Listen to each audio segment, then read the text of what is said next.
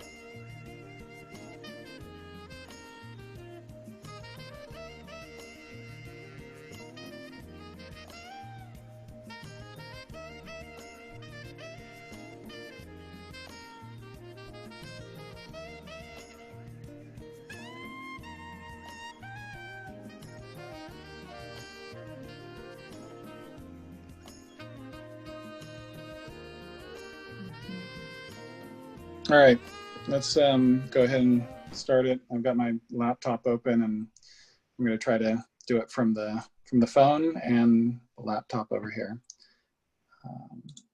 So, all right,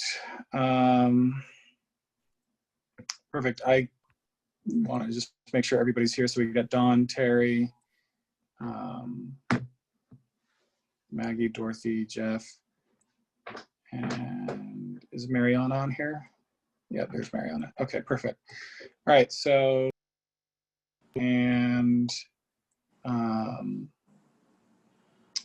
just start with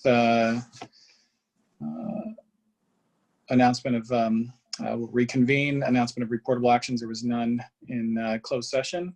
So we'll just move right over to the approval of the regular meeting of the Board of Trustees. So moved.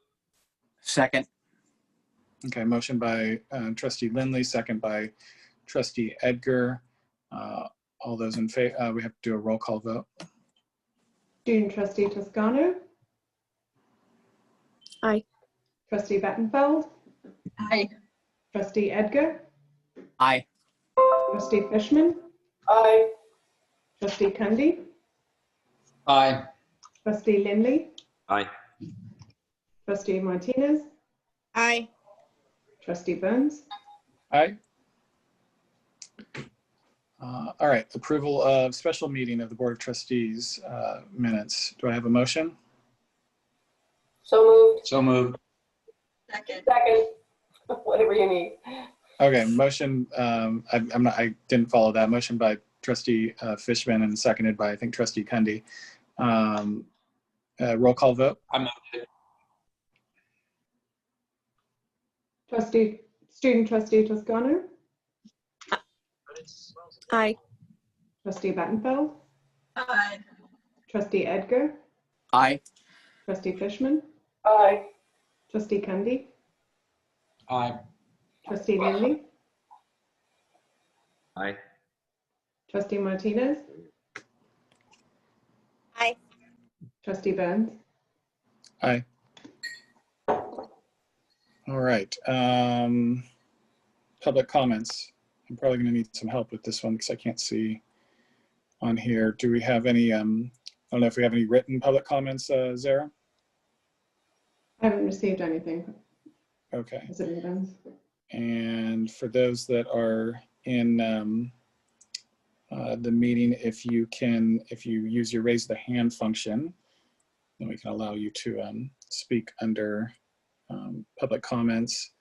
And I think that's the *9 or something like that if you're calling in. I don't see anybody on my end. Zara, is there anybody with public comments that you can see? No. No. Okay. Then we will move over to Employee of the Month.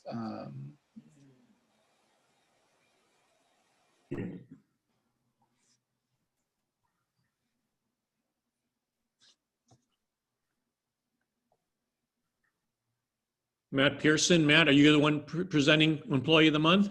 Yes, I am. Sorry, I just, my screen just flashed and here I am. Thank you. Hey,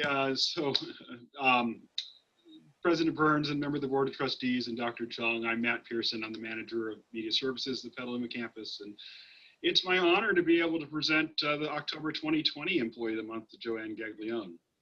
So Joanne has been an employee of Santa Rosa Junior College since 1993. Working at 4 different sites, starting as a student employee, then ST&C, and becoming a permanent employee in 1996. She's worked for the college in the academic computing department, the agricultural department, the business computer lab, community ed, child development center, the Petaluma instructional computing lab, and for the last 10 years, and I've been fortunate to be part of my team at Media Services at the Petaluma campus as a media support specialist. Joanne's primary job is to provide on-call emergency tech support in the afternoons and evenings to instructors using the classrooms, and often shows up early, or shows up just a few minutes to assist students and faculty if they have any challenges with any of the technology that they're presenting with. But she does a lot more than that, including she receives all the inventory for the media department and tags it. She assists with installing and repairing equipment. She sets up and tears down campus events, such as the Board of Trustees meeting when we have them in person, and preparing the Petaluma campus rooms for staff and faculty video conference use when they're required. For them, most that'd be a full-time job, but I was going to say for Joanne, it's just beginning because she also steps up to be the campus photographer. And when we do not have one from PR, she shares her work with PR, promoting the campus's activities, and she keeps up the campus's SmugMug photo database. When instructional computing has a staff coverage issue, Joanne steps up to provide campus computer lab tech support. When we had a staff retirement, Joanne stepped up for a long-term or short-term assignment, turned into being a long-term assignment, to run the box office of the Petaluma Campus Cinema Series that has now lasted 3 years. She also has jumped in to cover faculty support in the Petaluma campus under temporary additional assignments when needed. Joanne is a truly person, the manager I can count on to step up and try and cover any need that I often never could have wildly predicted or anticipated to keep the operations of the campus moving smoothly. Her dedication to all things SRJC also shows up in the way she generously volunteers her time, even during her time off, to help put together SRJC activities and programs. Joanne often assembles all the films for the Petaluma Film Festival and helps set up the equipment for the Mystic Theater each May. She also volunteers her time with the Sonoma County Harvest Wine Competition that started out as an SRJC program, and for the San Francisco Chronicle Wine Competition. She's a member of the Hui Paluma Mau, I think I said that maybe not quite right there, a Hawaiian Cultural Club at SRJC, working to share her passion for the islands. Joanne also has been a staff advisor for the Petaluma Campus Student Anime Club. And if you didn't know that Joanne is a huge fan of all things Comic-Con, she plans her vacations around volunteering at the annual convention in San Diego. where she escorts celebrities from their limos to where they present at the discussion panels. She's often really surprised when the biggest names in Hollywood recognize Joanne and they remember her name and they call her by her name as they get her out of the limos. I remember like a year ago, she said Mark Hamill remembered who she was. From sci-fi and animation and superheroes, her office decorations often show that she is a super fan, has built a collection the cast of The Big Bang Theory would be jealous of. Even though I can't say enough about how Joanne helps keep media service in the program's Petaluma campus running here, here's a few words I wanted to share that were sent in by her colleagues. Joe, you're our superhero. Our friend. And our family. Thank you so much for all you do for us at the Petaluma campus. We love you. Congratulations. Hi, Joanne. I just wanted to say how wonderful it is that you are Employee of the Month. Thank you so much for all the hard work that you've put in. Best to you and congratulations. Hi, Joanne. Congratulations, and thanks for being such a great coworker. Cheers. Congratulations, Joanne, on Employee of the Month. Hi, Joanne. Thank you for all the things that you do for our college and in particular for the Petaluma campus. Congratulations. Oh my God, yeah, Joanne. Mahalo nui kau mauhana. Congratulations, Joanne, and thanks for all you do. Congratulations on being awarded Petaluma Employee of the Month. Congratulations, Joanne. Congratulations, Joanne. You deserve this. This is long overdue. Congratulations, Joanne. You deserve it. I'm so proud of you. Speak. Hey, Joanne, congratulations. Hi, Joanne. Congratulations on being October's Employee of the Month. You deserve it. Congratulations for being Employee of the Month. Congratulations on Employee of the Month, Joanne. Super awesome, well-deserved. I miss you. I hope that I get to see you in person and give you a congratulatory hug someday. Joanne, congratulations for well-deserved Employee of the Month. Cheers. Hi, Joanne. Congratulations on being Employee of the Month. Well-deserved. You're always there to help faculty, especially when we get stuck with all the technology. Hey, Joanne, congratulations on your Employee of the Month. We go far back, don't we? 1994, second floor of Magini Hall, and worked a long time together. Hey, Joanne, congratulations on Employee of the Month. Well-deserved, and I'm very happy for you. Hey, Joanne, congratulations on being Employee of the Month.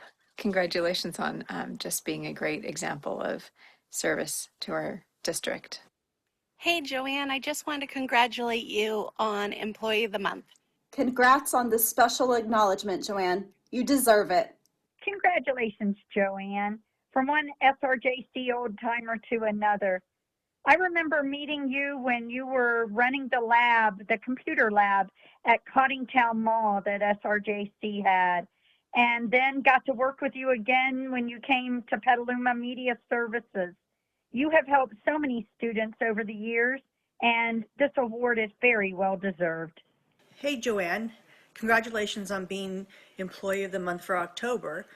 Hey, Joanne. Thanks for being a member of Team Media, continuing to serve, support, dedicate your time and energy, even through these challenging times. In a word, Joanne is delightful. She's one of the first people I met when starting to work on the Petaluma campus. Her office is next to mine, and she is just the same today. Outgoing, outspoken, positive, smart, fun-loving, and a true joy to work with. On those rare occasions that work is difficult, she makes it bearable by exuding enthusiasm and just enough crazy in just the right ways. Joanne, I could not ask for a better or more kind coworker. You deserve this. Congratulations. So I want to say thank you. Dan and everybody else sort of summed up far better than I think I could. How much, Joanne, you add to the work environment here in Media Services and the Petaluma campus. And so on behalf of the college, we'd like to present you with a certificate for Employee of the Month, 2 tickets to any SRT performance, a gift certificate to the Culinary Cafe, hopefully when we reopen someday, And, you know, from the generous donations to your coworkers and a $50 gift certificate or $50 gift from the college, we'd like to present you with a $450 airline gift card to your choice to go to your next flights, maybe to Comic-Con or Hawaii. So I was really, really stunned how much everyone really, really appreciates what you've done for us, Joanne. So Joanne, if you want to say a few words. Oh my God. This is why I tried to turn it down because of the ugly cry. I want to thank the board. I want to thank all my friends, all my coworkers, all my bosses, everybody that have helped me out and taught me throughout the years and still learning. Thank you so much.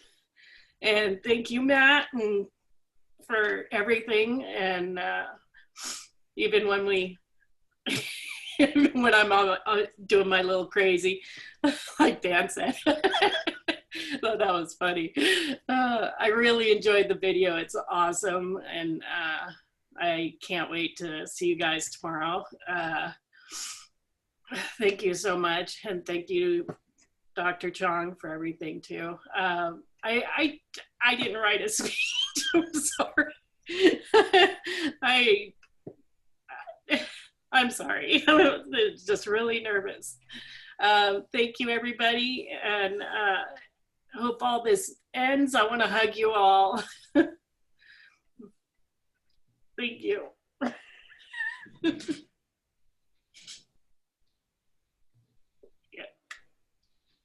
All right, well, thank you.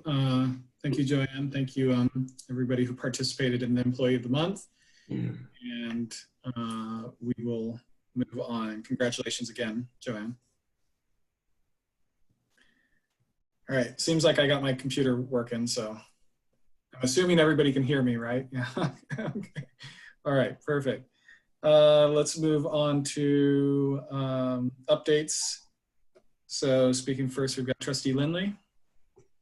Okay, thank you. The Board Facilities Committee met on October 6th. Update was provided on solicitations in progress and purchasing items submitted for Board of Trustees approval today, October 13th.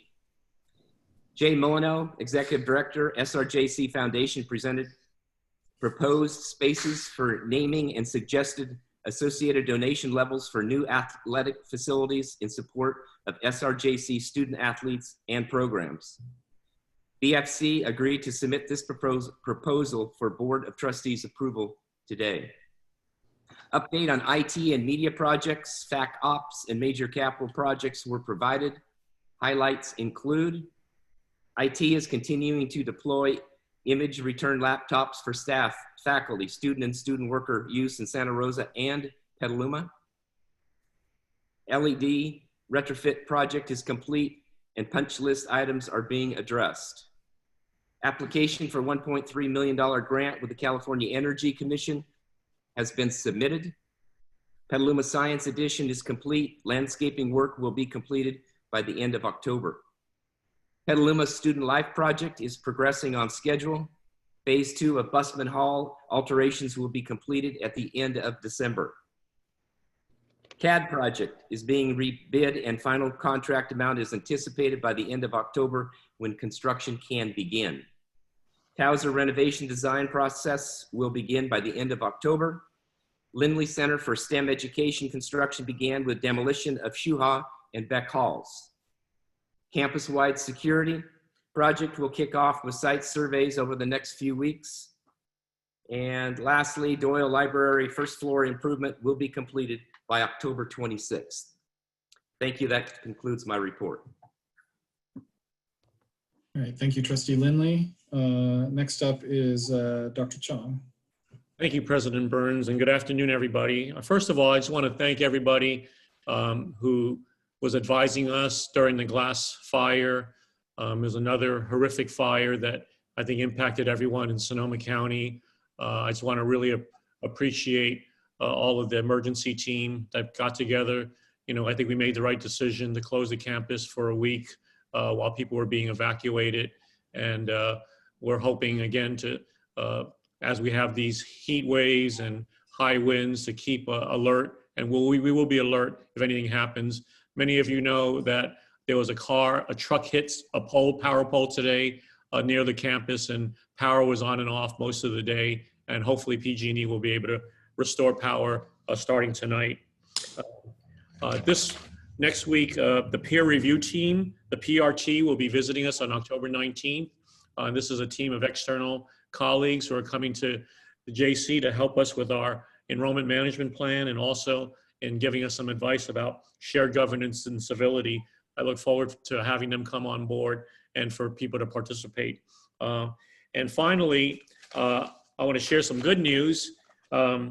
About a month ago, one of my friends and colleagues from Kaiser, Elena Wall, approached me about how our student housing project was doing. And I said, it's doing well. I mean, we've had some escalated costs and we could sure use some more support.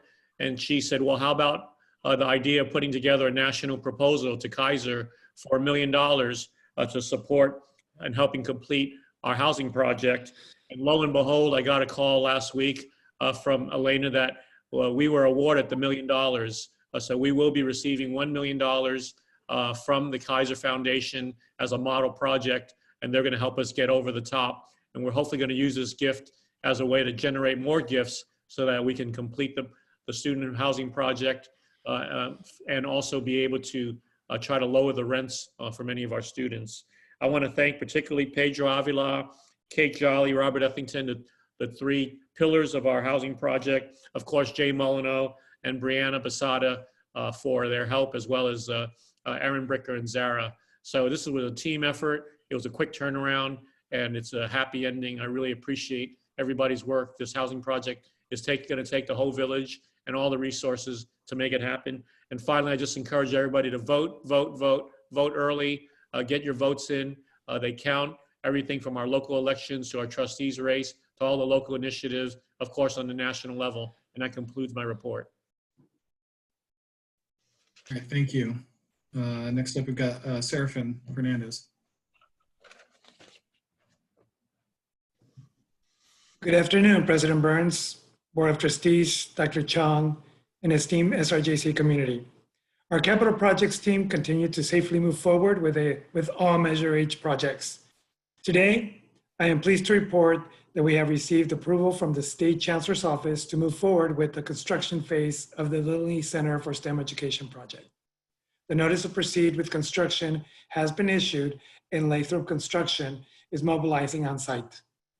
While COVID-19 has prevented us from gathering in person to break ground on this monumental project, it will not prevent us from celebrating. Thanks to our amazing public relations and media services departments, today we extend this celebration to all your homes.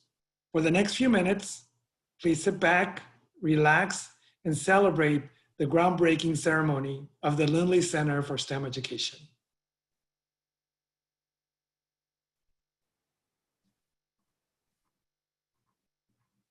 I am so excited to be with you today to do the groundbreaking for the Lindley Center for STEM Education.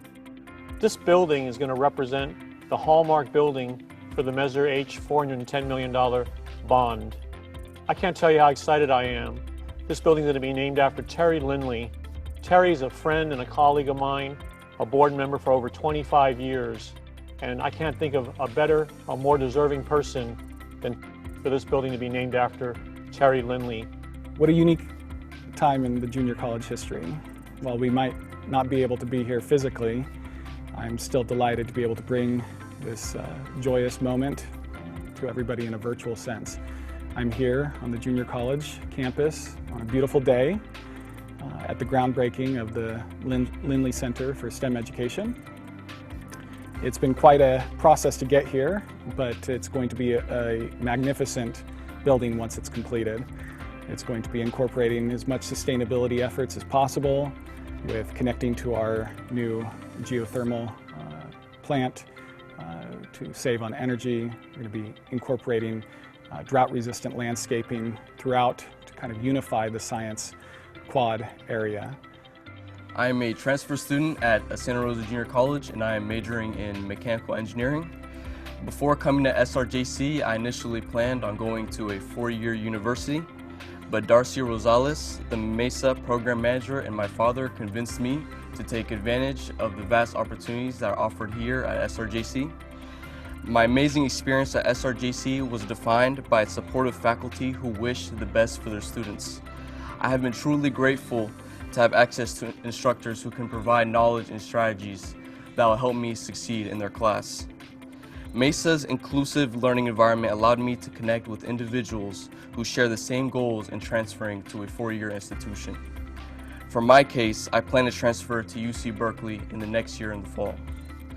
The new Lindley Center for STEM Education will be a great opportunity for future students to take STEM classes in a modern setting. I would like to welcome students who are interested in the STEM field to learn more about SRJC and MESA. I want to start by thanking the citizens of Sonoma County for voting to approve Measure H bond, which is allowing SRJC to move forward with the construction of the Lindley Center for STEM Education. This new building will replace Schuhall Hall, where physics classes were taught, and Beck Hall, where chemistry classes have been taught for the last 50+ years at the Santa Rosa campus. I'll have to admit, it is hard to say goodbye to these two buildings. A countless number of dedicated, hardworking students have walked through these buildings, and we, faculty and staff, have maintained our passion for our respective disciplines by working with those students. I'm excited for this watershed moment in the long history of Santa Rosa Junior College.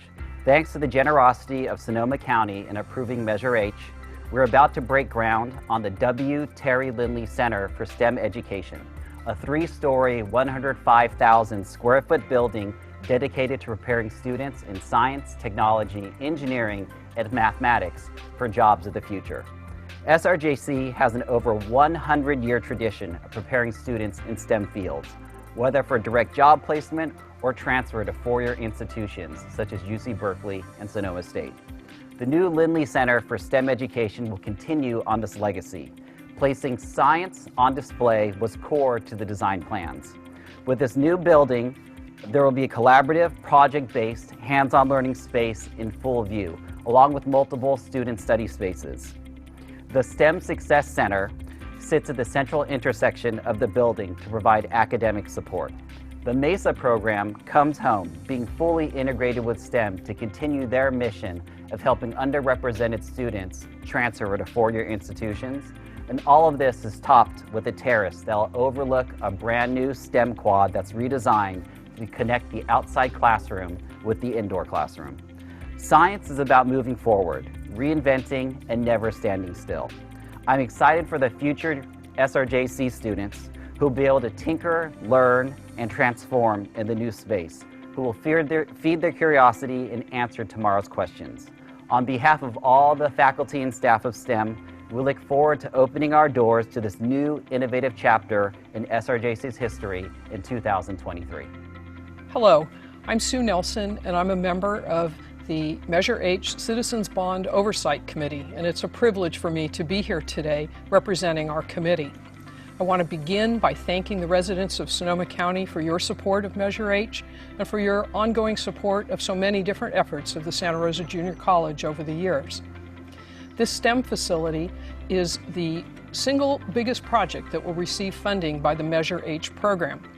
The contribution of bond funds for this project alone will amount to $65 million, but by having those bond funds available, the college was successful in leveraging an additional $33 million from the state of California for this project. Now, those are large numbers, so that tells you what a positive influence this project is going to have on our community's economy, as well as the fact that it will provide a major employer for the local labor force. Hi, I'm Trustee Terry Lindley. In the midst of our current challenges, it is exciting to kick off the construction of this amazing project.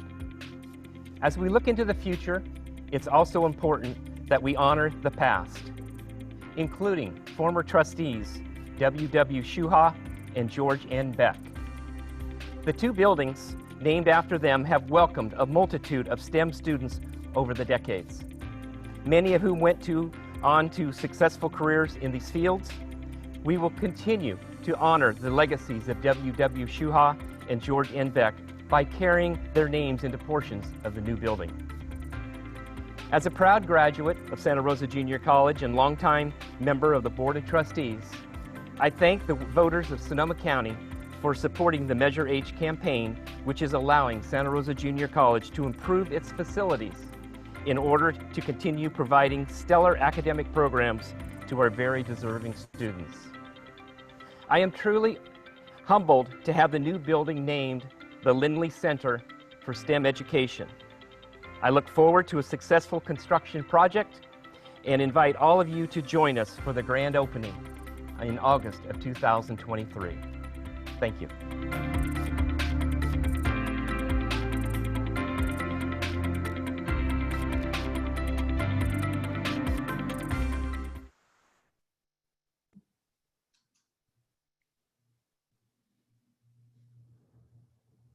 This concludes the report. All right. Thank you, Seraphin. Thank you. That was a great video. Thank you to everybody who participated in the video and everybody that participated in facilitating the video and editing and everything else. So thank you. And we'll go ahead and move on to our next report, which is our student trustee, Jocelyn.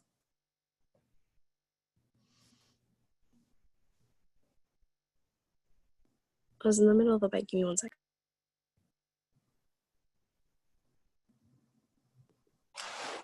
So right now I don't really have any reports. Right now I'm in the middle of midterms trying to catch up with everything, as well as I just had my birthday yesterday.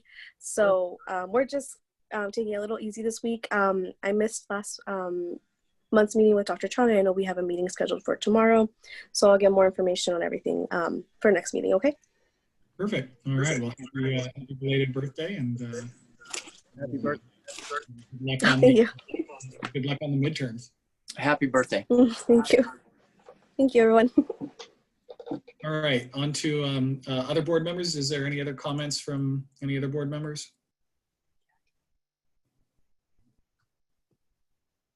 No? We're good?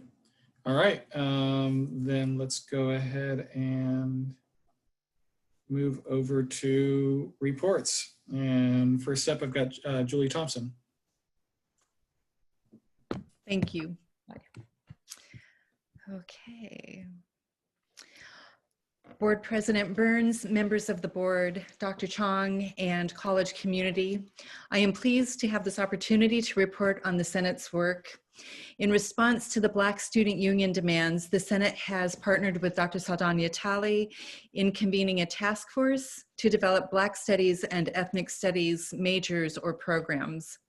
The membership of the task force was announced at the September 16th Senate meeting and includes a truly impressive list of faculty members, classified staff, administrators, and students. Dr. Saldana Talley and I met with the task force earlier today. They are off and running, and we look forward to seeing their recommendations. At its October 7th meeting, the Senate finalized its goals for the year. Goals include, but are not limited to, completing revisions of the faculty hiring and faculty equivalency policies and procedures, supporting and participating in anti-racism and cultural competency professional development for the Senate and the faculty, and continuing our work of responding to BSU demands. The Senate also continues its work on guided pathways. Work groups will be presenting recommendations at the next Senate meeting on October 21st.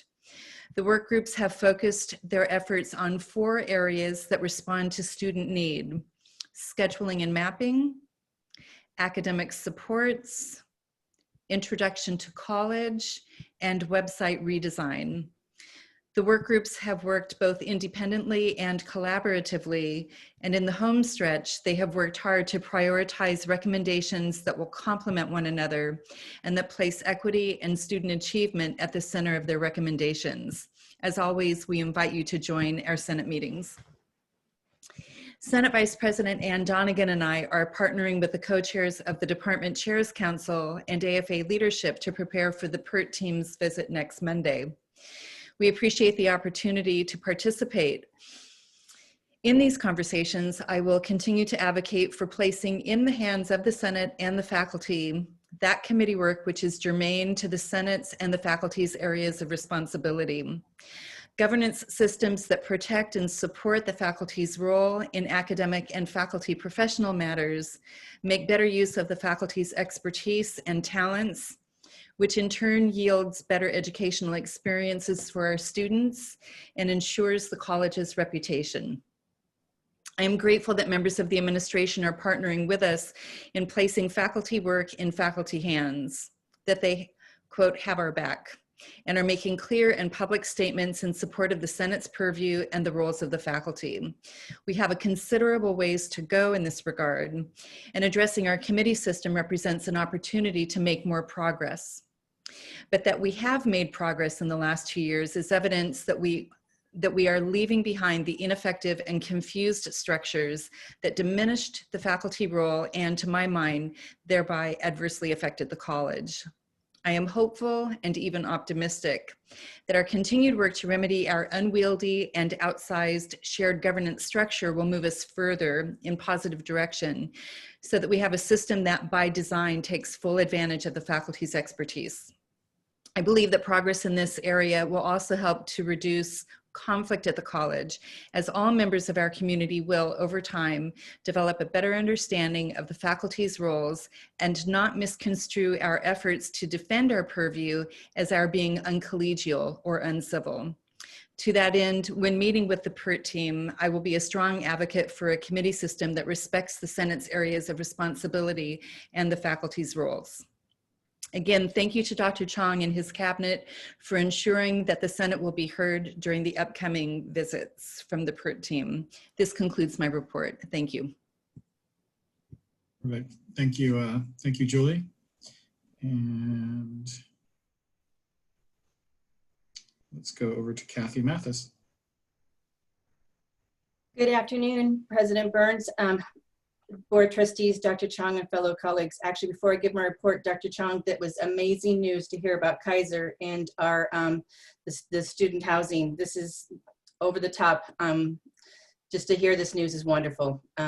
All the many years we've been working for this, and to see it come to fruition, and with this extra million will be amazing. So, okay, on to my report.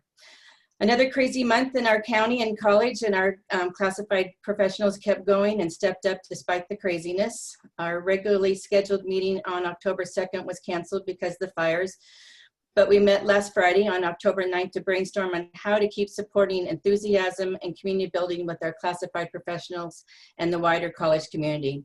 How do we do that? Via Zoom and other technological means. We came up with some ideas, and we'll reach out to others for their suggestion. Isolation for some is welcomed, but for many, being connected is very much missed. One very current connection has been organized by the LGBTQ President Advisory Committee and Classified Senate to support a SRJC Virtual Spirit Day to take a stand against bullying. This Thursday, October 15th, we're asking you to support by wearing purple on that day. Take a picture and share so we can show our LGBT community we support them and take a stand against bullying. We encourage everyone to participate, and you can find more information from the email announcement sent this morning. The Senate's next adventure is a Giving Tree event, and everyone has received the DL staff all email announcing the alternative giving in the time of COVID, and I am so humbled by the giving so far. Humbled and over the moon with the generosity so far to make this happen for the children of our most in need students. You have been we have a mighty goal to reach, and we're about a quarter of that way there with reaching the goal we need to meet and money raised. So we need your help. Some more reminders will be sent, so look for those reminders and donate to the new funding link in the email. For those here this evening who have already given, we send you our heartfelt thanks for supporting. I also want to thank Zara for coming up with the idea of how to make this happen virtually, Sarah Lagos for making the fund link happen, and Jay Mono and the foundation staff for their support. The Professional Development Committee will be sending out a needs assessment for all constituents, classified faculty and management, and their needs with professional development, with the hopes of reaching deeper in the needs of all at Santa Rosa Junior College, especially in this time of COVID and working remotely. On your agenda today is a resolution that is an opinion and that is in the opinion of Classified Senate many years overdue, to acknowledge the land that Santa Rosa JC sits on, the territorial land of the Poma people, past and present, and honor with gratitude the land itself and the people who have stewarded it for generations. It also calls on the SRJC community to commit to learn how to be better stewards of the land that we inhabit. Not my words, but Classified Senate supports this resolution and asks the Board of Trustees to pass this resolution. Lastly, our elections and nomination search were not what we had hoped, and we're still trying to solidify some solidify this amazing and important shared governance Senate. One exciting outcome is Debbie Weatherly has volunteered to serve as Classified Senate President for a 2-year term.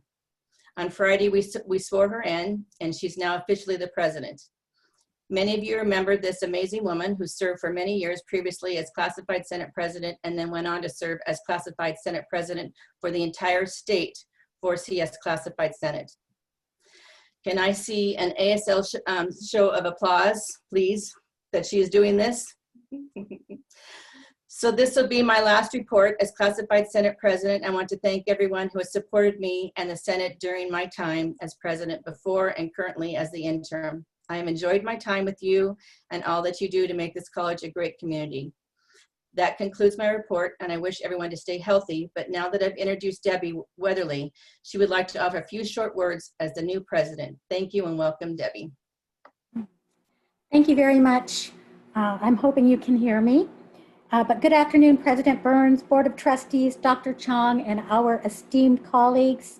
I'm very excited and look forward to working with the college community, administration, the faculty, our fellow classified, and most importantly, our students, in representing and serving the classified in all the governance issues of the college district. And I want to thank Kathy for all of her labor and all of her work of love that she has put in. And I appreciate her being past president and her standing by in her helps. So thank you all and have a great evening. All right, thank you, Kathy. Thank you, Debbie. Looking forward to hearing more reports from you in the coming months. All right, so let's go ahead and move over to De La Shea with the student government.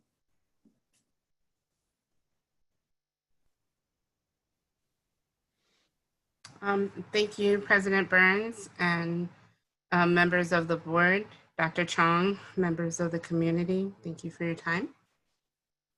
At SGA, we've been working hard to continue to make SRJC as awesome as it can be.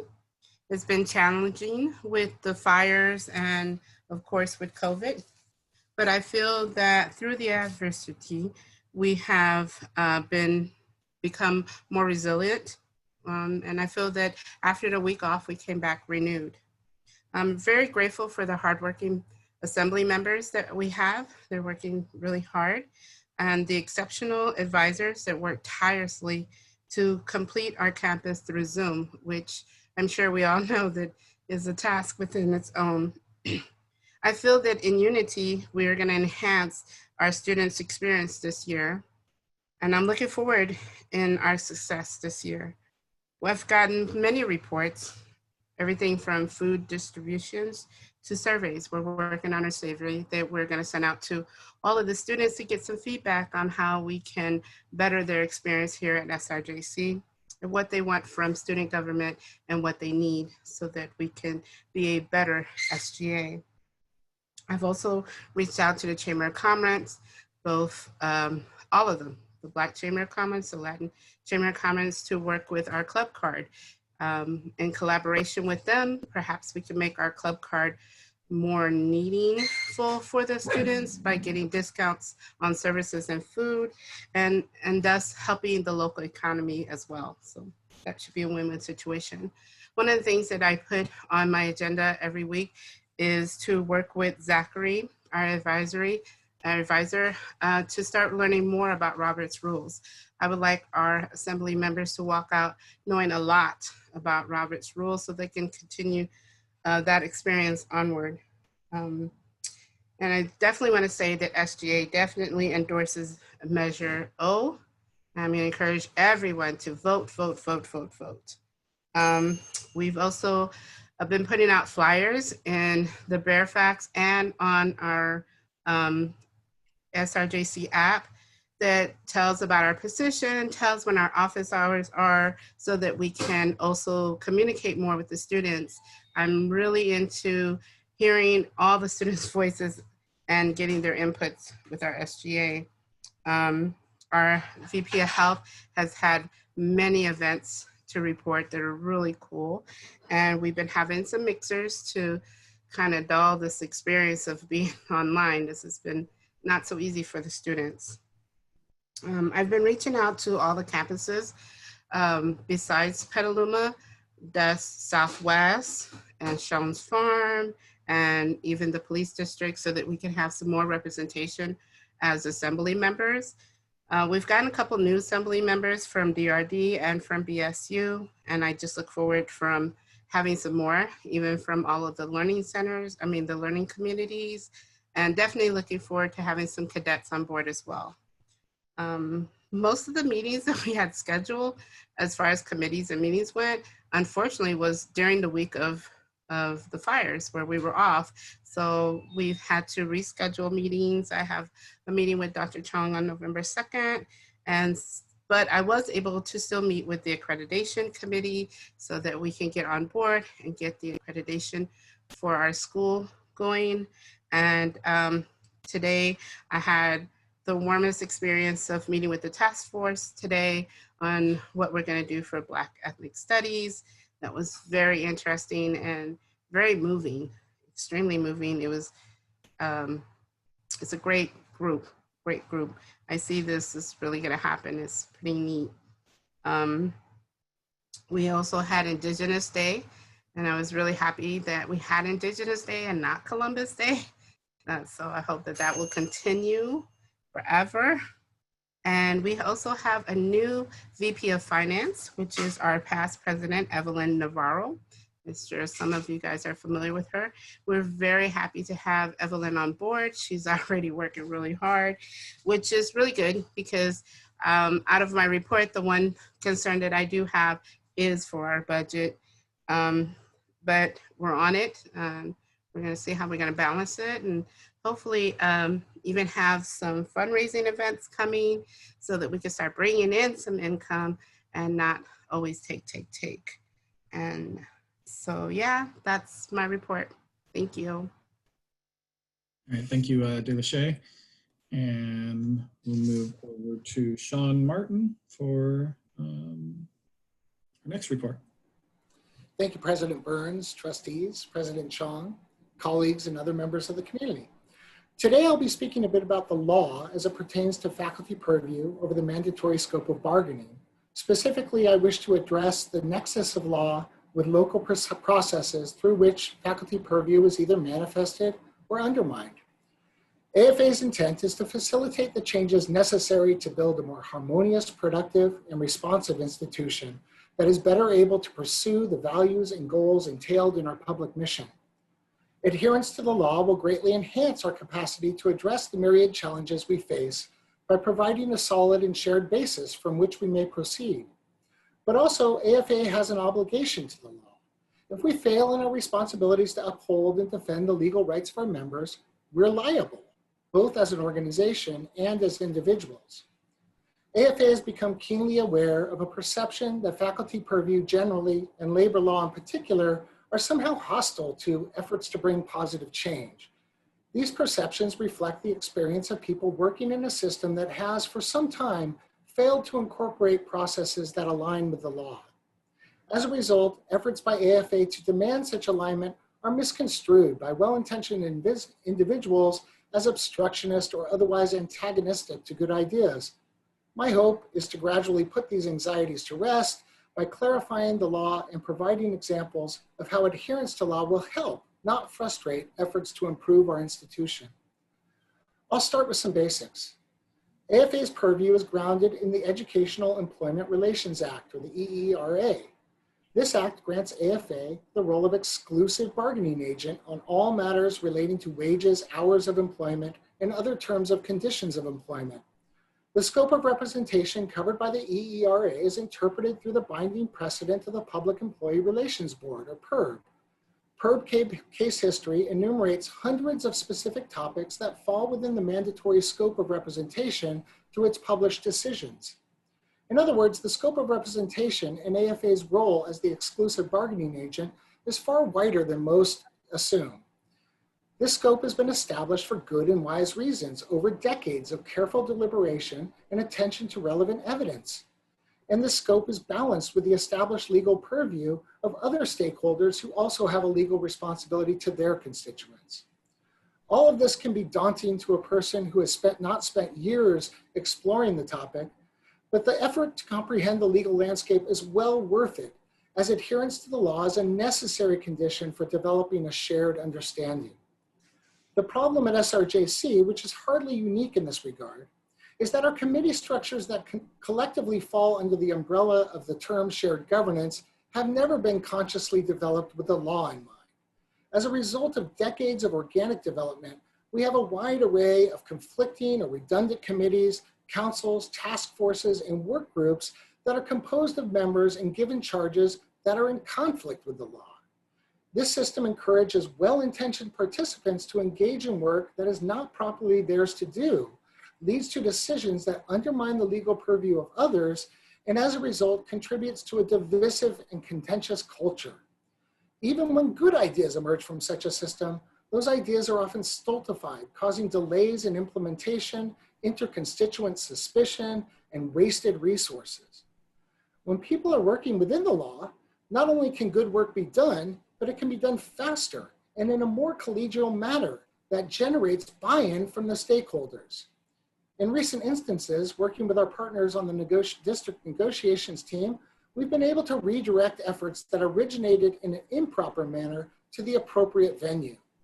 To illustrate, we've recently reached agreement on the establishment of a Queer Resource Center coordinator and an Ignite program coordinator. As a result, good ideas are able to move forward and the institution can address the vital needs these positions and programs are intended to serve, all while protecting the rights and interests of faculty. Yet there remain numerous examples of committees and councils that continue to cause division and enmity, not because the members of those committees have ill intent or harbor hostility towards faculty purview, but because the committees themselves are ill-conceived. When the faculty are forced, due to their legal obligation, to confront these groups in their work, it's entirely understandable that committee members feel underappreciated and undermined. This is all entirely avoidable. AFA is intent on honoring its responsibilities under the law. We are not at all interested in being an obstacle to positive change. Among the hopes we have for the upcoming PRT visit is the establishment of a well-defined process that supports our community as it aligns SRJC's shared governance structures with the law and Ed Code regulations. Further, this work must be done by members of our community. Thus, the resources derived from the PRT visit should be put to this end and not diverted to any outside entity such as a paid consultant. Thank you for your time. All right, thank you, Sean. And move over to Sandy Sagala and Joshua Pinala. Good afternoon, President Burns, Board of Trustees, Dr. Chong, colleagues and community. Hope you're all staying safe and keeping healthy with the continued current emergencies that we constantly are faced with. We are Sonoma strong and resilient, and this too will pass hopefully in short time. Before I begin my report, I just would like to let you know I too have been having internet difficulties. So if my Zoom drops me, my Executive Council Communications Officer, Josh Pinala, he will be able to continue and pick up the remainder of my report. And plus he has something he needs to present at the end of my report anyway. So just giving you a heads up on that. So an update on SEIU, our Executive Council negotiators, they've just completed our 2020-21 contract negotiations with the district. Our tentative agreements will be sent to our unit members for a vote of approval in the next few weeks. and if approved, the board will receive the contract as well. Our Executive Council Election Committee has begun the election process for another 2-year term of officer seats. The interest for candidacy vacancy timelines has been sent out to our unit members for submission for running for an officer position in SEIU's upcoming election. Several incumbents are running for their positions again, and it's with great encouragement that we recruit for all interested unit members to join the Executive Council and submit a candidacy statement for a vacant position of interest. Positions to be voted on are the SEIU President, my seat, Vice President, Secretary/Treasurer, 3 negotiator seats, and 2 job steward seats. All candidate statements are due in by 3 p.m. Friday, October 16th, this Friday, and election dates have been scheduled for November 3rd through the 5th and will conclude at 3 p.m. on Thursday, November 5th. The election committee will notify the unit members of the votes and new officers as soon as the count is collected and confirmed on November 5th. SEIU also has created a hardship fund for our local 1021 unit members and has extended requests through December 31st this year. These funds were made available due to the COVID-19 pandemic if one with a layoff. Fortunately for SRJC, that has not been the case. In addition, however, SEIU also has approved the State Council Disaster Relief Fund to be able to provide some assistance and relief from the fires. We also, working with the North Bay Labor Council, we have a fire disaster relief fund that the union members can apply to as well through the North Bay Labor Council. Anyone who has need of assistance, please let me know and I can work that out for you. SEIU has been very busy in the political realm for the November elections with support to several propositions and measures on the ballot. However, locally, we are pressuring passage of Measure O, the Sonoma Mental Health, Addiction, and Homeless Services Measure, and Proposition 15, School and Communities First, which if passed, if these both pass, it would bring in forward great large revenue stream to the district for future years. And I would like to remind folks to get out and vote in this November election if you haven't already voted by the absentee ballot, that is. There are several folks who I've been made aware of that are not registered to vote in this November election. And we want to just please encourage you to register. It's still not late to do so. It's very important to have a voice in decisions that are being made by the government and how that affects you. And by voting, you can do this by voting in the November election. So thank you. And with that, I will pass the remainder of my time over to our Executive Council Communications Officer, Joshua Panola, and he is going to read off a resolution for a vote of no confidence. Okay, Josh, the floor is yours. Thank you. All right.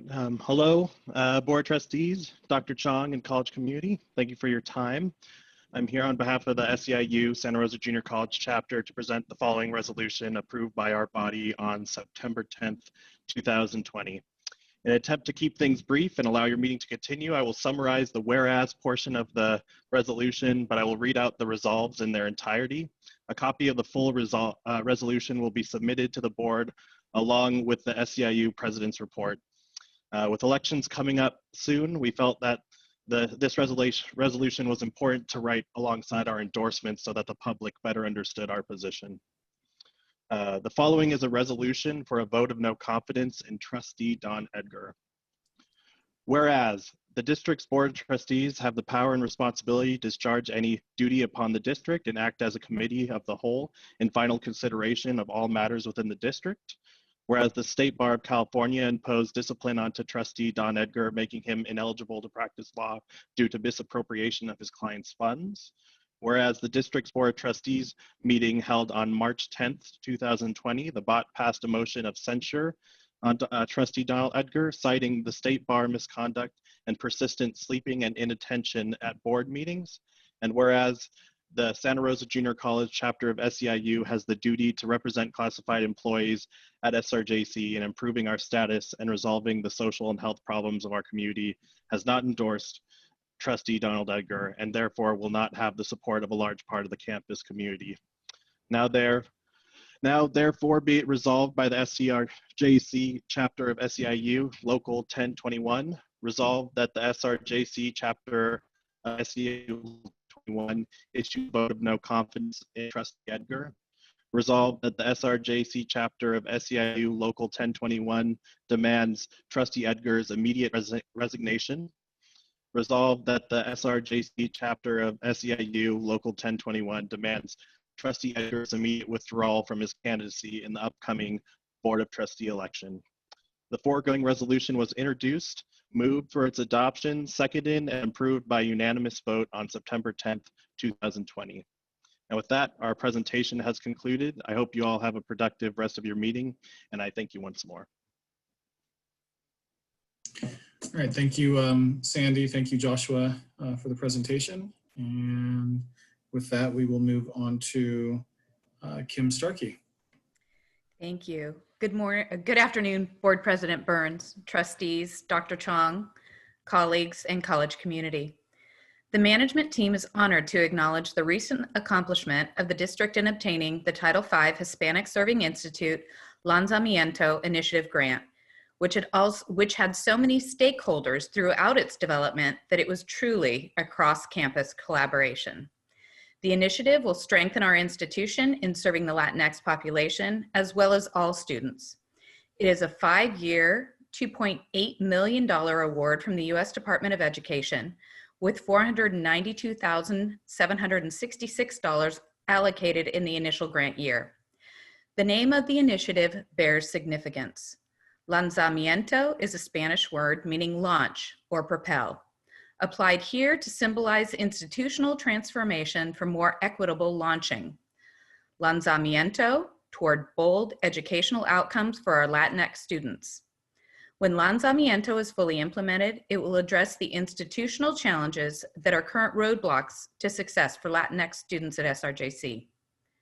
We would like to recognize Dean Robert Holcomb and the team responsible for completing the arduous grant application process.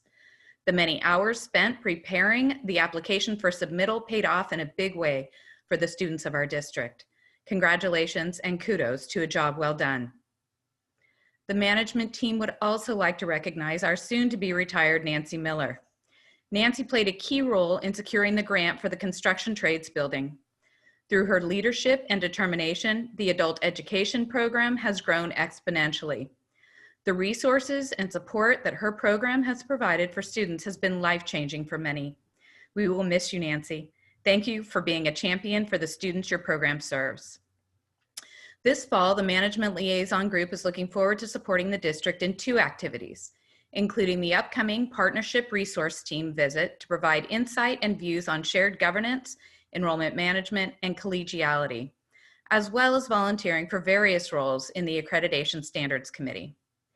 The Management Liaison Group would also like the board and our district community to be aware that the format of our management team meetings continues to evolve. In addition to the reports given by Dr. Chong and cabinet members, the group has begun to incorporate learning opportunities for the management team in our entirety. Important topics covered thus far have included interacting with the media, presented by Aaron Bricker, and Negotiations 101, presented by Dr. Jane Saldana-Talley, Sarah Hopkins, and Josh Adams. Upcoming presentations will focus on the district equity work, accreditation, contracts and articles, and the evaluation process. Additionally, the incorporation of breakout groups will occur at each meeting. These breakout groups are aimed at allowing managers to brainstorm ideas surrounding an identified problem and then share out suggested solutions. The Management Liaison Group hopes that our meeting format continues to evolve as we will better prepare our district administrators in creating a transformative culture that is student ready with equity and inclusion at the forefront. Thank you. All right, thank you, Kim. And we will, that is the last report. We will move over to our consent agenda. And 1 second. All right, so we've got consent items 1 through 27, C1 through C27. Are there any items that any of the board members would like to pulled from the consent to add to the action that need further discussion? Are there any members of the public that wish to speak on the consent calendar? All right, seeing none, I will entertain a motion. Move to approve consent agenda items C1 through C27. Second. Okay, so a motion by trustee Edgar, seconded by trustee Battenfeld. Roll call vote. Student trustee Toscano. Aye. Trustee Battenfeld. Aye. Trustee Edgar. Aye. Trustee Fishman. Aye. Trustee Cundy. Aye. Trustee Lindley. Aye. Trustee Martinez.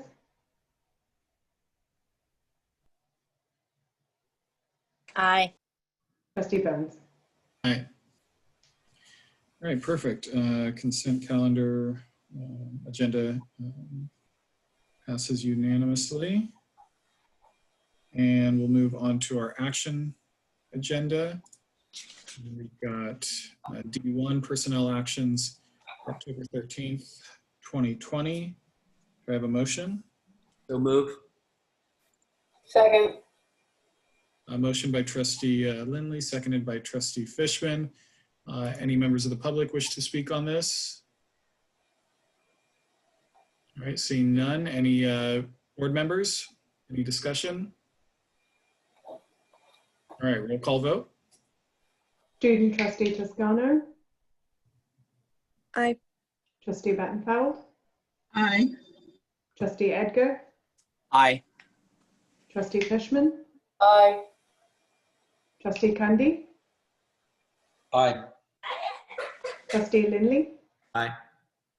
Trustee Martinez. Aye. Trustee Burns. Aye. All right, moving on to D2, warrants. Do you have a motion? Move to approve D2. Second. Motion by trustee Edgar, seconded by trustee Fishman. Any members of the public? Any board member discussion? All right, roll call vote. Student trustee Toscano. Aye. Trustee Battenfeld. Aye. Trustee Edgar. Aye. Trustee Fishman. Aye. Trustee Cundy. Aye. Trustee Lindley. Aye. Trustee Martinez. Aye. Trustee Burns. Aye. All right, D3, presentation of additional reopener of the contract between the Faculty Association and Sonoma County Junior College District for 2020-2021 negotiations. I have a motion. Move to approve D3. Second. Second. All right, motion by trustee Battenfeld, second by trustee Fishman. She got in there just a little bit too faster than you. Trustee. Do we have any members of the public wish to comment on it? All right, any board discussion? All right, roll call vote. Student trustee Toscano. Aye. Trustee Battenfeld. Aye. Trustee Edgar. Aye. Trustee Fishman. Aye. Trustee Cundy. Aye. Trustee Lindley. Aye. Trustee Martinez. Aye. Trustee Burns. Aye. All right, D4, presentation of district and Santa Rosa Junior College Federation Teachers Local 1946 SRJC CFT joint reopeners for 2020-2021 negotiations. Do I have a motion? Move to approve D4. Second. Motion by trustee Edgar, seconded by trustee Cundy. Any members of the public wish to comment? Any board discussion?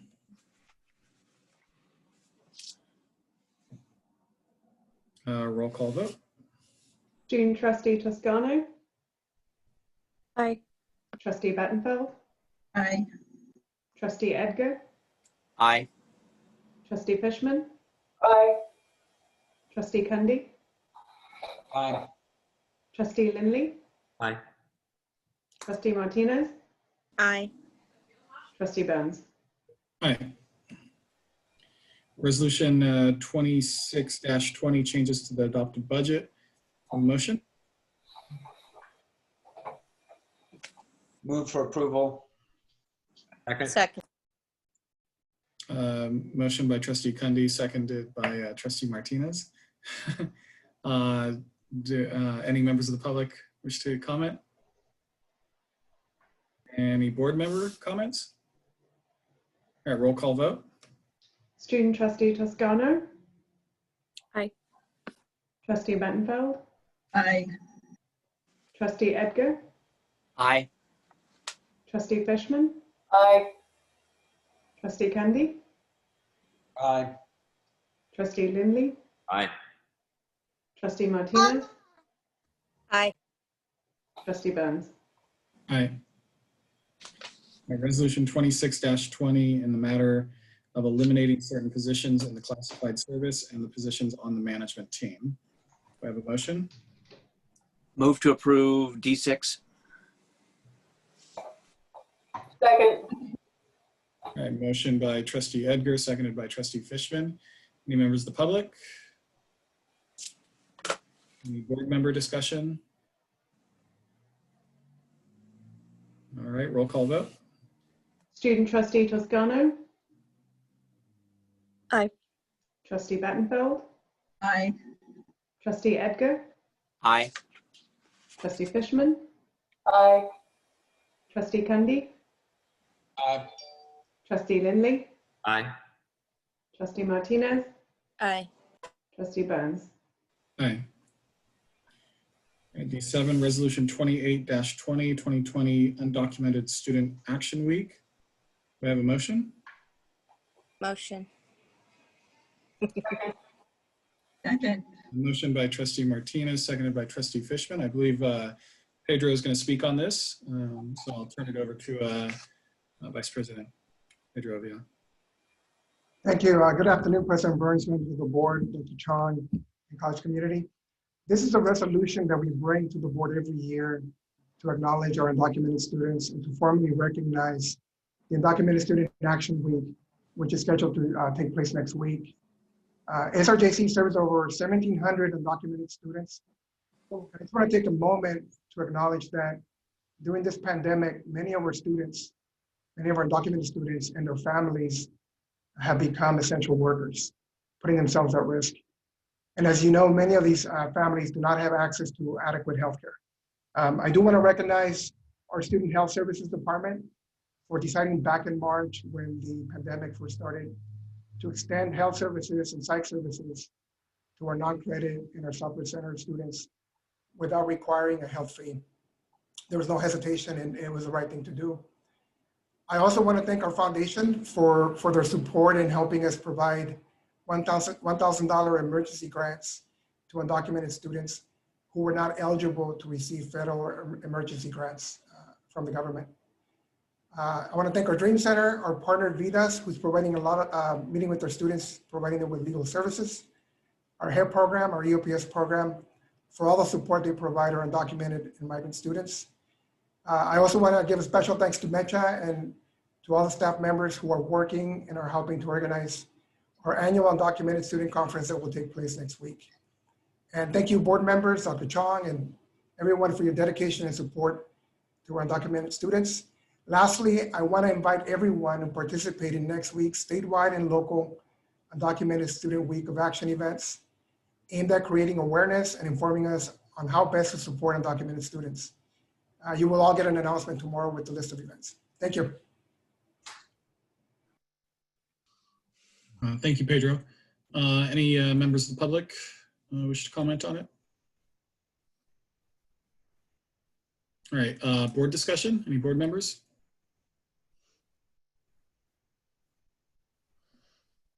All right.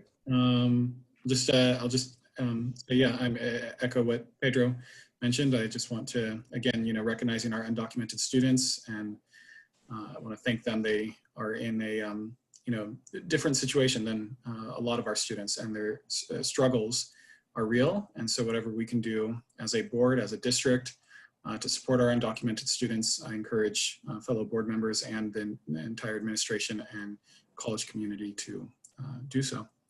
Roll call vote. Student trustee Toscano. Aye. Trustee Battenfeld. Aye. Trustee Edgar. Aye. Trustee Fishman. Aye. Trustee Cundy. Aye. Trustee Lindley. Aye. Trustee Martinez. Aye. Trustee Burns. Aye. Resolution next on the list, D8, Resolution 29-20, authorizing the district to approve change orders to the Burbank Auditorium Modernization Project. Do I have a motion? Move to approve D8. Second. A motion by Trustee Edgar, seconded by Trustee Battenfeld. Any members of the public? Any board member comments or questions? All right, roll call vote. Student trustee Toscano. Aye. Trustee Battenfeld. Aye. Trustee Edgar. Aye. Trustee Fishman. Aye. Trustee Cundy. Aye. Trustee Lindley. Aye. Trustee Martinez. Aye. Trustee Burns. Aye. D9, SRJC land acknowledgement. Do I have a motion? Move to approve. Second. All right, motion by Trustee Battenfeld, seconded by Trustee Martinez. I believe Brenda Flies with Hawks is. Introduce Brenda. President Burns, this resolution was brought to me by Brenda Flies with Hawks, our esteemed faculty emeritus, who's now an adjunct. SRJC during my time here and even before has had a long relationship with the Native community in Sonoma County. And largely that relationship has been brought forward by Brenda, who has been a champion for Native rights, for diversity, and for equity. And when she brought this resolution to me, I told her that it would be my honor and privilege to bring it forward to the board because this is such a long overdue, as others have said, but it's also in such a respectful way to honor the contributions of Native and Indigenous people when we have Indigenous Peoples Week happening. So it is with my great pleasure and honor to introduce Brenda Flies with Hawks, who's going to speak to the resolution. Thank you. Thank you, Dr. Chong, for those kind words and introduction. President Burns, Board of Trustees, colleagues, and SRJC community friends and students. Thank you very much for this opportunity to present this proposal. Prior to walking you through it, I know that you've seen it, but I would like to thank the Board of Trustees members that were able to attend our yesterday's Indigenous Peoples Day virtual gathering. It was noted by community members, and we really do appreciate those of you that your schedules allowed that you attended for a time. So thank you so much. I also just want to say that this proposal for land acknowledgement has been in the making for 3 decades that I have been at the college, starting with President Michelson. That conversation continued with President Agrella, and now with President Chong, who has brought it to you with an endorsement for approval. So I want to thank everyone, all of the constituents groups at the college. I have taken this proposal and shared it with all of SRJC's leadership constituent groups, and they have acknowledged support, as you heard in some of the reports earlier. I want to acknowledge our land acknowledgement, what we're referring to as action leaders. Myself, I identify as Salaki Eastern Cherokee, and I'm a professor of psychology in the Behavioral Sciences Department. Gary Sherd Vargas, who is a Kashaya Pomo Santa Rosa Junior College student. Josephine McKay, Dry Creek, Pomo, and Sierra Miwok, psychology professor, adjunct behavioral sciences department. AC Pinella is an Indigenous ally, communication studies professor, Petaluma. And Sandy Segala, Hopland Band of Pomo Indians, student life equity and engagement. Melise Warner, Mescalero Apache and Cherokee, director of early childhood development, early childhood education, excuse me. And Rose Hammock, Pomo, Wailaki, and Maidu, Santa Rosa Junior College graduate, recently with 2 degrees. So why are we introducing this practice of land acknowledgement? Well, it's about recognition and respect, and really the intention is to counter the doctrine of discovery with the true story of the people who were already here, and to create a broader public awareness of the history that has led us to this moment in time in 2020. It also is an opportunity to begin to repair relationships with Native communities and with the land. It also supports a larger truth-telling and reconciliation efforts on all of our parts, and it reminds people that colonization is an ongoing process. We take a cue from Indigenous protocol. As Indigenous people, we consistently open up all of our events and open up a space with reverence and respect, and that's what this land acknowledgement is referencing. So for those that may not know and those that are listening and attending today that have not seen this proposal in writing, what is a land acknowledgement? It is a formal statement that recognizes and respects Indigenous peoples as traditional stewards of this land and the enduring relationship that exists between Indigenous peoples and their traditional territories. To recognize the land is an expression of gratitude and appreciation to those whose territory we reside on, and a way of honoring the Indigenous people who have been living and working on the land from time immemorial. It's important to understand the long-standing history that has brought us to reside on this land and to seek to understand our place within that history. So why do this at Santa Rosa Junior College? Why have a land acknowledgement? Well, again, to acknowledge the traditional territory is to recognize its longer history, reaching beyond colonization and the establishment of European colonies, as well as its significance for the Indigenous peoples who live and continue to live upon this territory and whose practices and spiritualities were tied to the land and continue to develop in relationship to the land and its other inhabitants today. Acknowledgement by itself is a small gesture. It becomes meaningful when coupled with authentic relationships and informed action. However, this beginning can be an ongoing to greater public consciousness of Native sovereignty and cultural rights, a step toward equitable relationship, and yes, reconciliation.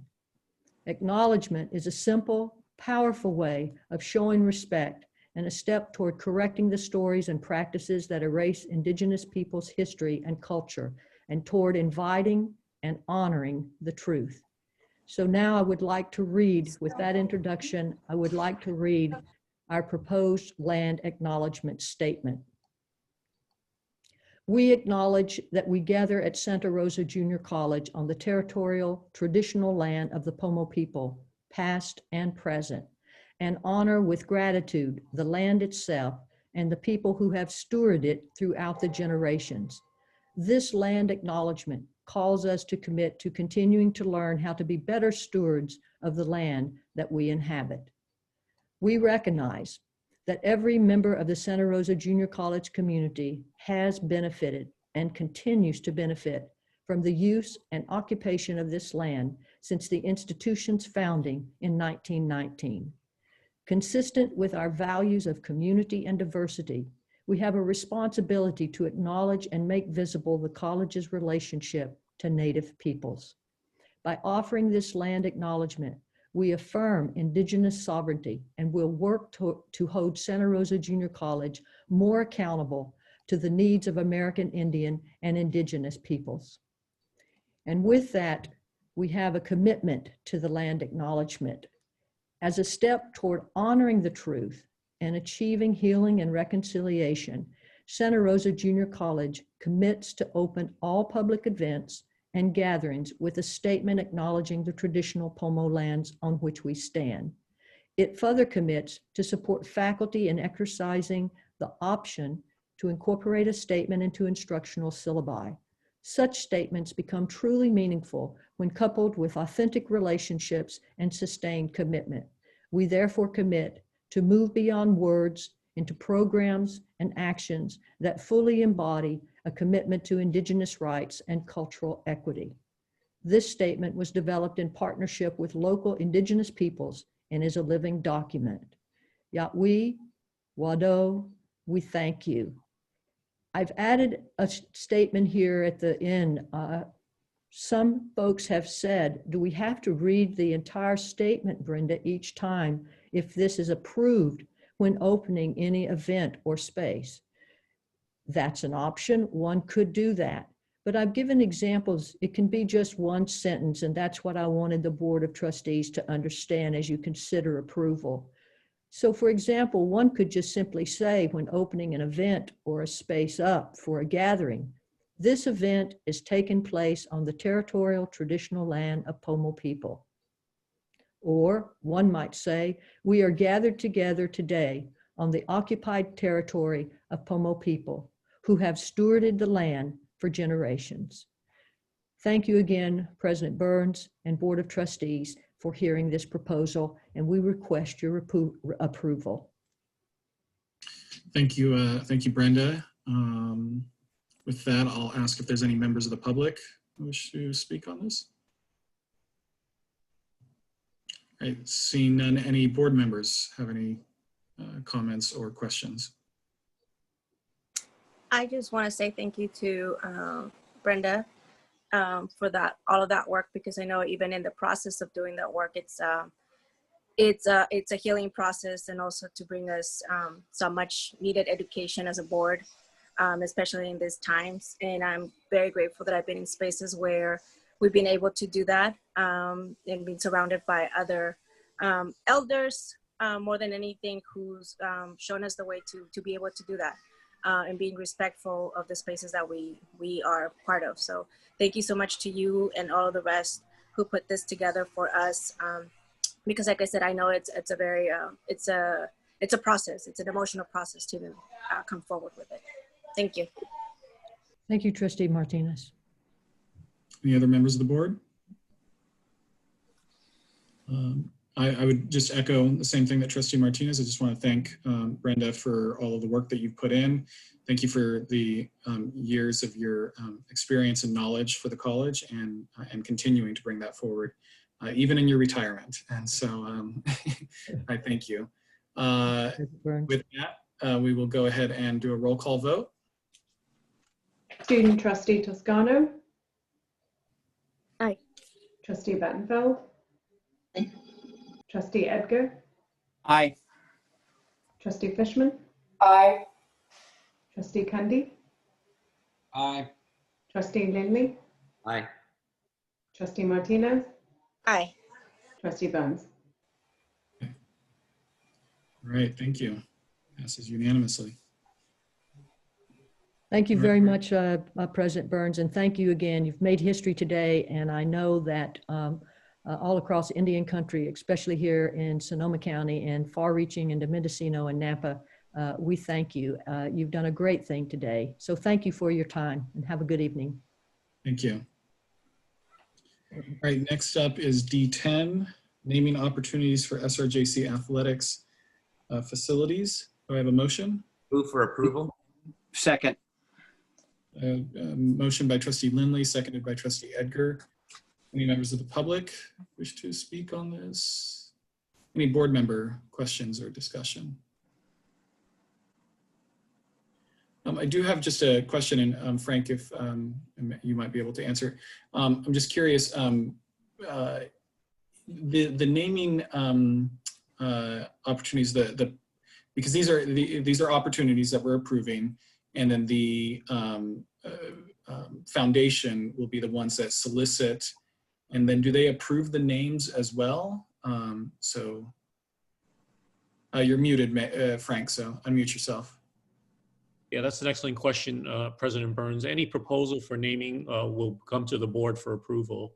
So we're going to make sure that the board feels comfortable with the name, whether it's a company or an individual.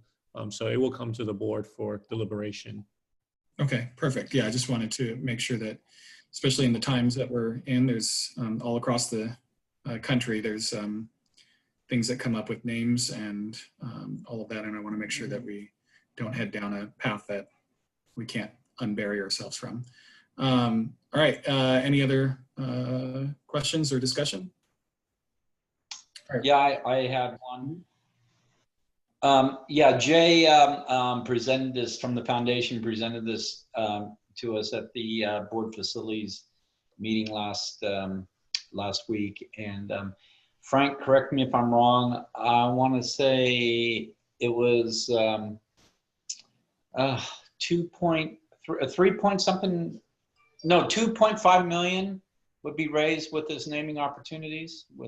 And that was one of my concerns also, Jordan. It would be like $4.2 million. 4.6. Yeah, that's what it was. Yeah. 4.6. Yeah. So it's quite a significant sum, and I really want to thank Jay and the staff for working with the athletic department, Matt Markovich, and the coaches. We really now have a strategy. We have guidelines, and it's much more uniform now. So I think this will be a great benefit to our student athletes and the programs. As you know, they're very costly, and the coaches do a lot of fundraising to sustain the sports. And I think if we could get some naming opportunities, it'll relieve them of some of these very hardworking coaches and their staffs from fundraising all the time. So I support this proposal, and I urge the board to vote for yes on it. Trustee Cundy, did we cut you off? Did you have anything else? No, then, like I said, Jordan, the concern you had, they will make sure it is the right entity, you know, because it could not be in some cases. So perfect. That's correct. My last question, I guess, the funds that are raised, is that earmarked for athletics, or is it just going to be generalized, or what's the? Yeah, the funds are going to be earmarked for athletics, and then there's a percentage that goes into some of the smaller sports that don't have the ability to fundraise, you know, like sports medicine. It's a great program, but so I think there's a percentage of funds that will go toward the sport. Say if it's a football player does a naming opportunity, and the football team won't get 100% of it. They'll get most of it, and some will go back to the athletic department. All right, perfect. Any other questions? All right, roll call vote. Student Trustee Toscano. Aye. Trustee Battenfeld. Aye. Trustee Edgar. Aye. Trustee Fishman. Aye. Trustee Cundy. Aye. Trustee Lindley. Aye. Trustee Martinez. Aye. Trustee Burns. Aye. All right, perfect. Moving over to our information items, we just got two. The first one is the board nominating committee appointments. So just to let everybody know, so in October, the president of the board, myself in this case, nominates 3 members of the board to then meet before the next scheduled board meeting, which is in November. And they will contact different board members to see if they wish to serve as officers of the board. And then they will meet to discuss who wants to serve. And then they will make a recommendation in the November meeting, which will then be voted on by the entire board in the December meeting. So I have nominated Trustee Fishman, Trustee Lindley, and myself will serve on the nominating committee for next year's officers. Any questions on that? All right. Then with that, we'll move over to the next item, which is SRJC Petaluma's Our House Intercultural Center Programs and Outcomes. And I've got Matthew Long and Amanda Morrison. Excellent. Well, thank you so much for allowing us to be here today. Dr. Chong, President Burns, Board of Trustees, and the SRJC community. I am Matthew Long. I'm the new Executive Dean of SRJC Petaluma. SRJC Petaluma created Our House Intercultural Center in 2015, really as a scaffolding on which we could hang the equity and support work at the campus. The center is a uniquely Petaluma student services model with students both figuratively and physically at the center of the space, surrounded by services, support, and mentors. You know, it's a physical space for welcoming, guiding, and engaging students through their learning experience, and it really represents the best of what our college has to offer. We've also been very lucky to have secured the talents of someone like Dr. Amanda Morrison, who really understands the kinds of activities and these partnerships and collaboration that yield high results for our underserved students. At SRJC Petaluma, we remain committed to results-driven interventions that are assessed and that continue to evolve to achieve even greater results, affecting even greater numbers of students. Let's hear Dr. Morrison give us an update on the great work of Our House. Good evening, everyone. Good evening, Dr. Chong, members of the board, college community. I think it's been almost 2 years since I was last here sharing the first 3 years of Our House's existence. Our House, the Intercultural Center at Petaluma campus, where I am a coordinator. And so I'm happy to and proud to share what we've been up to in more recent times, as well as make the ongoing case that Our House and cultural centers like it are really crucial hubs for equity work at colleges and universities, particularly at community colleges where it's a relatively new thing. And that a center like Our House holds an important role as we shift from what Lasana Hotep characterized as the old model, which is the student right to fail era, to the new era, which is, you know, the student success era, when colleges really commit to meeting decades or generations of unmet needs for many diverse and underserved students. And certainly an important role these cultural centers play, a relevance in this moment of racial justice and social justice reckoning in our society and nation. We conceive of the supports and the programming for Our House in terms of wraparound and folding students, nurturing students, and the wraparound is sort of in different multiple layers of engagement, and kind of, yeah, at the center, I would say the fundamental level is the space, but also the relationships that the space itself fosters, the chill vibe, as students always say, but the relationships you can see where students are building friendships across difference all the time, which is really extraordinary to see. And the next layer out, you could think of as the culture of the center, which is quite intentional. It's everything from the artwork on the walls to the multicultural and the consciousness raising events that occur that are a little more formalized and often are co-curricular and coordinated with faculty partnership and built into classes, as well as just the more informal relationships with culturally competent staff who become mentors and just informal kind of figures supporting students. And then finally, the outer layer, I kind of think of in terms of the physical space actually has offices around the main lounge space. And it's in those spaces that specific equity and direct student support programs are located with additional staff that support students. So that's where EOPS and Next Up is at Petaluma campus. That's where Dream Center services are at Petaluma, CalWorks, as well as 10,000 Degrees, our nonprofit community partner who supports first-gen students really wonderfully.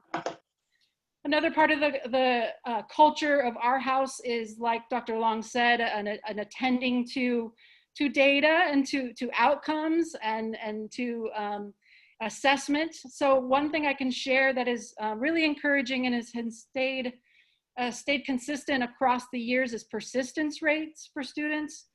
Persistence simply means students are staying in college semester to semester, fall to spring. And so persistence rates for students who come into Our House are really high. They're 87% compared to the district at 65%. And then also raw numbers too. This is good to share that every semester, an average, and this is true for years now, an average of about 525 unique, like unduplicated students come through the center for various reasons. And you can kind of see from the photo there, it's not a particularly large space. It's kind of like a big living room size. It's, you know, the lounge space with offices. So the fact that we're serving that number is very encouraging. And then even more broadly, if you think about it, our house has become a coordinating hub for some of the sort of larger and more high profile co-curricular and consciousness raising events in our district. So I think of the We the Future Social Justice Conference. Last year, we partner with North Bay Organizing Project, the wonderful activist shop here locally. And last year we drew well over 500 attendees as well. And that was majority SRJC students, but not necessarily students that are the regulars in our house. It's an even broader net of students that are engaging as a result of this work, as well as quite a few high school students have now bought into that event in particular and get a little college going exposure there. The We the Future conference last year was kind of the capstone of a whole year of very deep collaborative work across student leadership, staff, faculty, managers. And I want to kind of highlight the contributions of Dr. John Stover in the sociology department. It's no secret that he and I are super close friends, but we've become friends as a result of this collaborative work. So faculty sometimes come to our house team with ideas for special events to embed into their curriculum. And so Dr. John's idea was highlighting the work of Dr. Victor Rios, a renowned sociologist out of UC Santa Barbara. His focus is on a critique of the school to prison pipeline, as well as exploring Black and Latinx youth masculinity. And so at the beginning of the school year, we screened the documentary, The Pushouts, and brought the 2 women filmmakers for a Q&A. It's about Dr. Rios's life and work. And then by the end of the year, you know, none other than Dr. Rios himself was our keynote speaker for We the Future. So you can see a photo of him down there hanging out with students in the kind of after party one-on-one moment, which was exciting for students.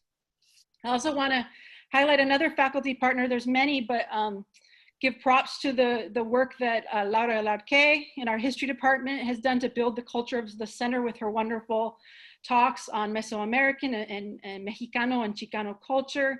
But in addition, she provided this wonderful healing circle after the Tubbs fire years ago, and really helped cultivate a sense of well-being for our and social emotional support for our students, as well as intellectual support.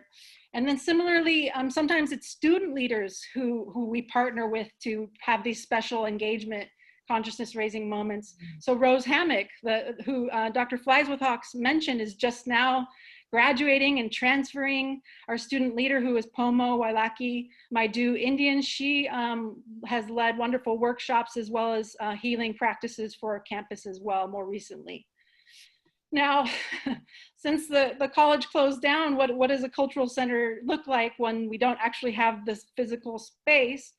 Well, when we went remote, we also went into this deep conscientiousness around racism and combating racism as a whole society. And locally, our Black Student Union, our leaders have propelled and pushed our college towards more attention and focus on ameliorating longstanding structural inequalities and racism. And so we've remained relevant in that moment. I would say part of how that looks like is for our house team is continuing and even deepening some of these collaborative efforts. And I would say there's been many collaborations, but one is with what I call our sister center. I know it's very gendered, but the Santa Rosa Intercultural Center, which is newer, and collaborating with Malena Hernandez, who and her team. So our 2 teams have got together. We brainstormed what will be responsive and important and special for our college community in this moment of Black Lives Matter. And we came up with an event coming up on the 21st. The Afro-Latinx rapper and documentarian Boca Floja is coming to screen his documentary about Afro-Latinx identity, as well as another special event coming up the day before elections, driving home the urgency. November 2nd, Black Lives leader Kat Brooks will be zooming into our campus community. She emerged as an important leader after the Oscar Grant murder and ran for mayor of Oakland a couple of years ago. And also look for even deepening collaborations also with Sonoma State, in particular, their multicultural center, the Hub. We have strong relationships with them. And in fact, these ideas were brainstormed with some of their staff, and we're also kind of cross-listing between the two colleges and universities. So we're gonna be developing those relationships and partnerships more. And finally, I think better than I can say, students can kind of share the sense of the multiple values of our house. So I'll share some quick clips with you. Here's Ari. Our house has taught me how to use resources that have been around me this whole time during my school career that I did not know about, or I did not know how to get to or how to use them. And they have helped me get to the resources that have helped me make my education career a lot easier for me. They have introduced me to 10,000 degrees. They have introduced me to staff that can help me with my financial aid applications and make things much easier for me. And here's Luca. I feel like if I had not discovered our house, I would have been just sitting in the library doing nothing, honestly, because our house is a really safe space for me personally as an LGBT person. And I also learned a lot about different cultures and like different aspects of the campus through our house. And I think it's a really important place to keep and maintain. And here's Claudia. But our house has given me an opportunity to grow as a student and as a person. Our house means to me growth, opportunity, resources, connection, support, and diversity. And just to closing, like these three students, they come from very different backgrounds, but they are in relationship and friendship with each other. And I see that our house cultivating that as a kind of model for our campus as a whole, where we can come together and collaborate across siloed positions and engage in equity work that is going to create the best possible, learning environment for our students to thrive in. So thank you very much.